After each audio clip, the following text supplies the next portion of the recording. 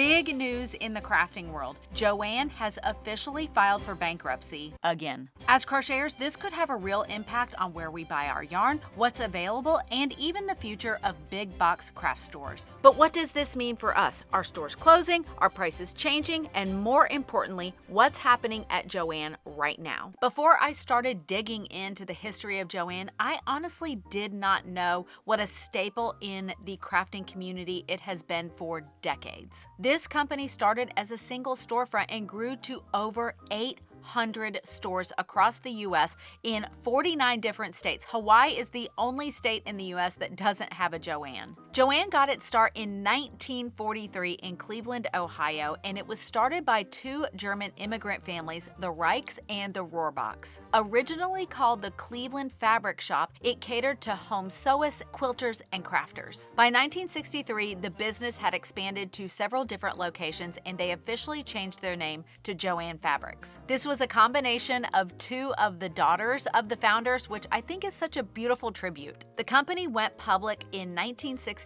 and during the 1970s and 80s, it became a well-known staple for sewing enthusiasts. During this time, they acquired a few large competitors and the company continued to grow. And then in the early 2000s, they shifted their focus away from just being seen as a fabric shop to include more crafts. It began offering more products like yarn, paper crafts, and seasonal decor, and started competing directly with companies like Michaels and Hobby Lobby. In 2011, Joann was taken private by Leonard Green and Partners, a private equity firm, and the deal was $1.6 billion, but debt was added to the company. Recently, Joann faced financial struggles due to changing shopping habits and the rise of e-commerce. But during the pandemic, Joann's sales surged temporarily due to the renewed interest in crafting like crocheting, knitting, and sewing. In 2021, Joann went public again, but they continued to struggle. However, post-pandemic, supply chain issues, rising costs, and the change in consumer behavior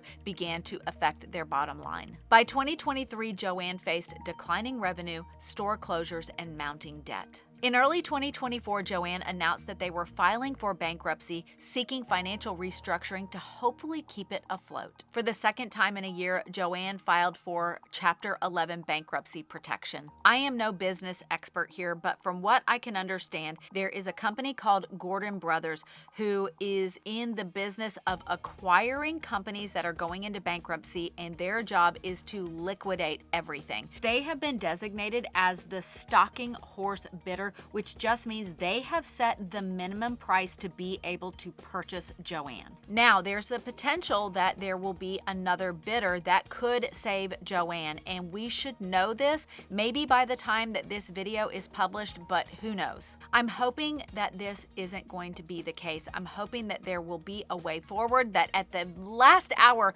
a wonderful deal will come through so that Joann can remain open, especially for all the employees who are facing losing their jobs. If Joann's bankruptcy leads to liquidations and store closures, I do think that there are some potential consequences that will really change the landscape of crafting in the future. The first and most obvious is the loss of a major craft retailer and how that's going to affect people in their local areas. For many, Joann is the only craft store. It's the only place that they can walk into, that they can look, that they can shop, that they can be inspired, that they can actually touch the yarn or the fabric or the notions that they want to buy. This will drive more online sales, but my concern is that many times beginners love to walk into a store to see the yarn, to touch the fabric. They want to put their eyes on it because they don't feel comfortable shopping online. I know that I felt like that in the beginning. I didn't feel comfortable shopping online, and there are very experienced people who don't want to buy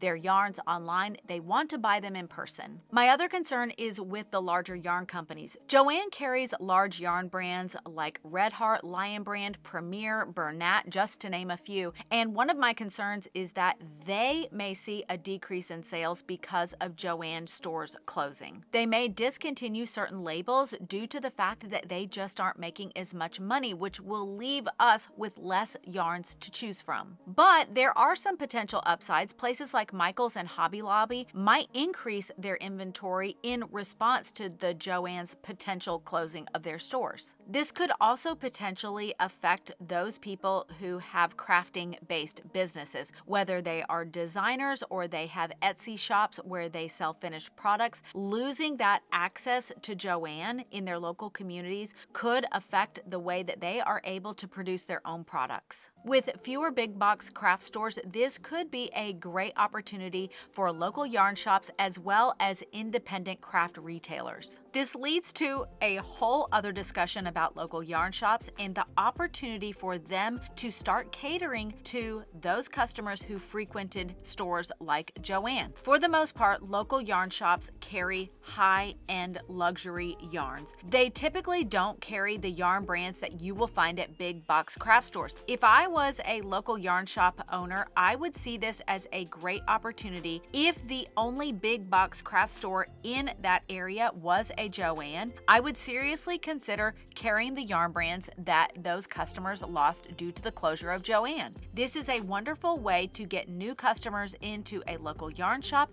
It's also a way to cater to crocheters, because I have heard from so many that many local yarn shops cater mostly to knitters who use a particular kind of yarn, and crocheters are more known to buy yarns from big craft stores. I think this could be an amazing opportunity for local yarn shops. In addition to all that, I could see retailers like Walmart, Dollar Tree, maybe even Target expanding their craft sections to accommodate all of those customers who lost their local Joann. The more I dug into the Joann bankruptcy issue, the more I realized what a ripple effect it will have if the stores do liquidate and close. It's going to affect the vendors who sell their products to Joann's to be sold. It's going to affect the people in that local community and their access to big box craft store yarns. I also think that one of the biggest impacts is going to be to beginner crocheters who want to walk into a store. It's their first introduction to crafting as a whole. With all of that said, and while this news is very unsettling, it is definitely not the end of crafting as we know it. The reality is that retail is always shifting, and crocheters are adaptable by nature. We're gonna find a way to get our yarn no matter what. But I would love to hear from you. In the comments section, let us know if the potential closing of Joann's is going to affect your crocheting and your yarn buying at all. And if you are a Joann employee, my heart goes out to you. I can only imagine how difficult it would be to be in this limbo, and I wish you nothing but the best. But I hope everyone has a great rest of your week. Stay safe and happy stitching.